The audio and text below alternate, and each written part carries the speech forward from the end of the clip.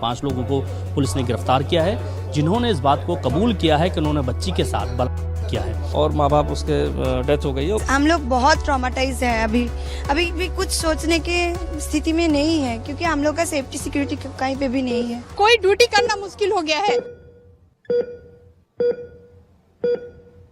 9 अगस्त 2024 को कोलकाता के एक अस्पताल में जो दर्दनाक हादसा हुआ था, उसके बारे में तो हम सब ने ही सुना था। और उस हादसे का जो असर था वो पूरे हिंदुस्तान में देखने को मिला था। हर एक इंसान इस दर्दनाक हादसे के खिलाफ आवाज़ उठा रहा था। मेरे शहर कोटद्वार में भी जितना भी मेडिकल स्टाफ है, जितने भी आम लोग हैं, सब सड़क पे उतर गए थे और चाहते थे कि असली गुनहगार को सज़ा मिले। और तभी 13 अगस्त 2024 को उत्तराखंड में एक और दर्दनाक हादसा सुनने को मिलता है। और ये हादसा ऐसी जगह पे हुआ था जहाँ पे हम कभी सोच भी नहीं सकते। देवभूमि उत्तराखंड की राजधानी देहरादून के आईएसबीटी के बस के अंदर ये हादसा हुआ था। और ये कोई नॉर्मल बस नहीं थी, ये यूटीसी की बस थी, यानी उत्तराखंड ट्रांसपोर्ट कॉरपोरेशन। और इस बस में 5 लोग मिलकर एक 16 साल की लड़की के साथ गैंग करते हैं। तो मेरा नाम है सुयश असवाल और आज साथ में मिलकर शुरुआत से इस केस को समझने की कोशिश करते हैं। 12 अगस्त 2024 को दिल्ली के कश्मीरी गेट आईएसबीटी में एक 16 साल की लड़की अकेले घूम रही थी और वहीं पे उस लड़की की मुलाकात एक बस ड्राइवर और कंडक्टर से होती है। और जब उनकी बातचीत होती है तो उनको पता चलता है कि वो लड़की एकदम अकेली है और साथ में उसे ये भी पता चलता है कि लड़की अपने घर से भाग के आ रखी है। तो इसीलिए उसकी मदद करने के लिए ड्राइवर उसको बोलता है कि हम आपको अपने साथ देहरादून ले चलेंगे और उसकी टिकट का भी पेमेंट वही करता है। और फिर 16 साल की लड़की का दिमाग वैसे भी मासूम ही होता है, तो इसलिए उसने सोचा होगा कि चलो मैं देहरादून ही चले जाती हूँ। और फिर देर रात जब बस देहरादून आईएसबीटी पहुँच जाती है और जितने भी पैसेंजर बस में बैठे हुए थे वो सब उतर गए, तो फिर ड्राइवर ने बस को एक ऐसी जगह पे लगाया जहाँ पे लोगों का आना जाना काफ़ी कम था। और फिर ड्राइवर और उसी बस का जो कंडक्टर था, उन दोनों की नीयत खराब हो गई और दोनों ने मिलकर उस लड़की के साथ दुष्कर्म किया। और फिर जब उन्होंने ये बात कैशियर को बताई जो टिकट काउंटर पे बैठता था, तो उसने भी उस लड़की के साथ दुष्कर्म किया। फिर यहाँ तक भी बात नहीं रुकी, फिर जो ड्राइवर है वो बाकी और 2 ड्राइवर को बुलाता है और फिर वो लोग भी उस लड़की का गैंग रेप करते हैं।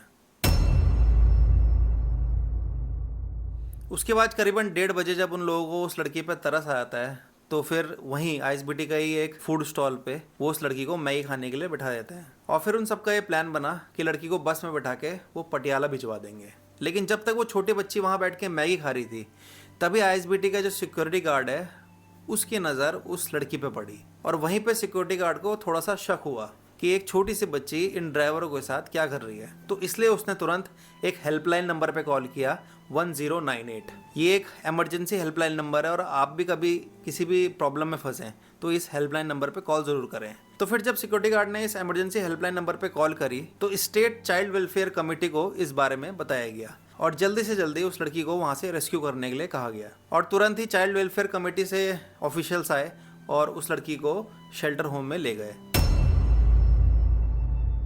और फिर सुबह जब उस छोटी बच्ची की काउंसलिंग हुई तो देखने से तो वो छोटी बच्ची हेल्दी और नॉर्मल लग रही थी, लेकिन जब उस लड़की से बात की गई तो बच्ची ने बताया कि उसके जो माँ बाप है उनकी मृत्यु हो चुकी है और जिन लोगों के साथ वो रहती थी वो लोग उससे अच्छा बर्ताव नहीं करते थे, इसलिए वो घर छोड़ के भाग गई थी। उसके बाद जैसे जैसे समय बीतता गया उस छोटी बच्ची के जो स्टेटमेंट थे वो बदलने लग गए। कभी वो बोलती थी कि मैं मुरादाबाद से हूँ, कभी वो बोलती थी मैं पटियाला से हूँ। और जितनी ज़्यादा उस बच्ची से बात कर रहे थे तो पता चल रहा था कि वो इतनी मेंटली स्टेबल नहीं है। और शायद इसी चीज़ का फ़ायदा उन 5 लोगों ने उठाया होगा जब उन्होंने देखा होगा कि ये लड़की इतनी मेंटली स्टेबल नहीं है, तो इसीलिए उन सबकी नीयत ख़राब हुई होगी और उन सब ने सोचा होगा कि वो लड़की, वो छोटी सी बच्ची क्या ही किसी को बताएगी कि उसके साथ क्या हुआ है। और फिर अगला दिन होता है और दोबारा उस बच्ची की काउंसलिंग होती है और अब वो बच्ची सबके सामने कन्फेस कर देती है कि उसके साथ एक गैंग रेप हुआ है।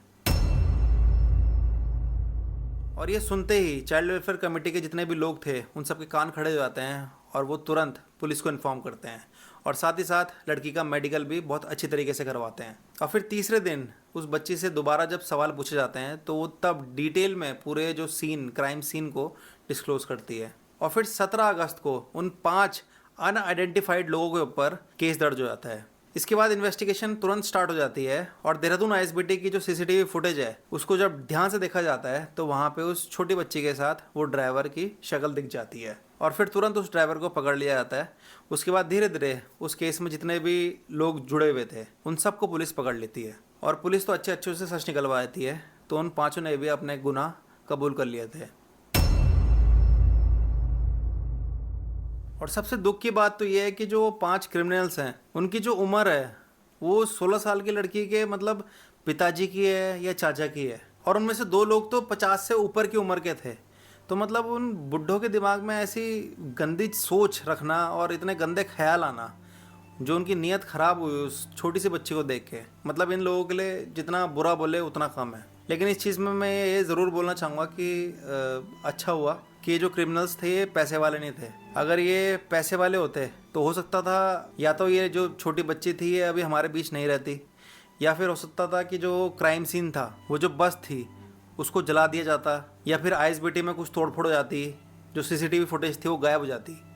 क्योंकि आजकल तो यही देखा जा रहा है कि जहाँ पे पैसा आ रहा है वहाँ पे क्राइम सीन में कोई भी घुस रहा है, कोई भी घूम रहा है, वहाँ पे कोई रेनोवेशन चल रहा है, वहाँ पे कहीं तोड़फोड़ हो रही है। तो इस केस में इसलिए इतनी जल्दी परिणाम निकला क्योंकि जो गुनहगार थे वो एक गरीब परिवार से थे। अब जैसे कि आपने कोलकाता केस में देखा ही होगा, सीबीआई को केस हैंडओवर हो चुका है, लेकिन सीबीआई को भी अभी तक ढंग से एविडेंस मिले नहीं है। क्योंकि जो क्राइम सीन था जिसको पूरा सील पैक होना चाहिए था, जहाँ पे कोई भी आ जा नहीं सकता था, वहाँ पे पूरा का पूरा क्राउड घूम रहा है। मतलब क्राइम सीन को उन्होंने एक फिश मार्केट बना दिया। और साथ में जो इतने बड़े केसेस थे, जैसे सुशांत सिंह राजपूत का केस था, आरुषि हत्याकांड था, इन केस में भी आज तक कोई फाइनल जस्टिस नहीं मिल पाया है। हम आम लोगों को आज तक पता नहीं है कि उनके असली गुनहगार कौन थे।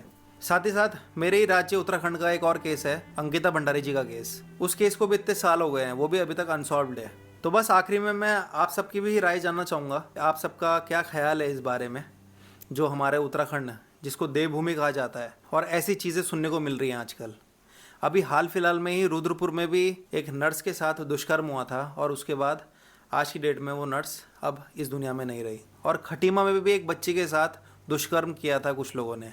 तो ऐसे आजकल केस बहुत ज़्यादा बढ़ने में लगे हैं। तो जो हमारे पहाड़ों की लड़कियां हैं वो आगे कैसे बढ़ेंगी?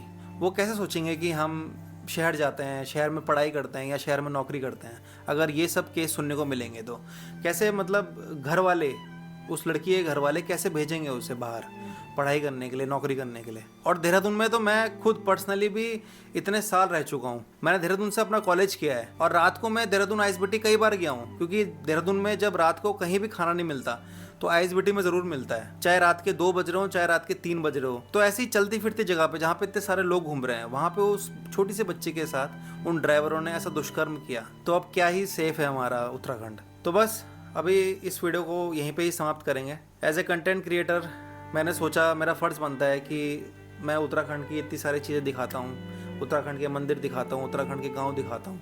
तो इसलिए मैंने सोचा ये जो गलत चीज़ें हो रही हैं हमारे उत्तराखंड में, इस चीज़ को भी दिखाना चाहिए। और हम सब सरकार से अपील करते हैं कि जल्दी से जल्दी जो भी अनसॉल्व्ड केसेस होते हैं उन सबको सॉल्व किया जाए, क्योंकि अब समय आ चुका है कि हम सबको एक साथ मिलकर आवाज़ उठानी पड़ेगी। तो इसी के साथ मिलेंगे आपसे अगली वीडियो में। तब तक के लिए जय बद्री विशाल, जय सिद्ध बाबा, जय उत्तराखंड।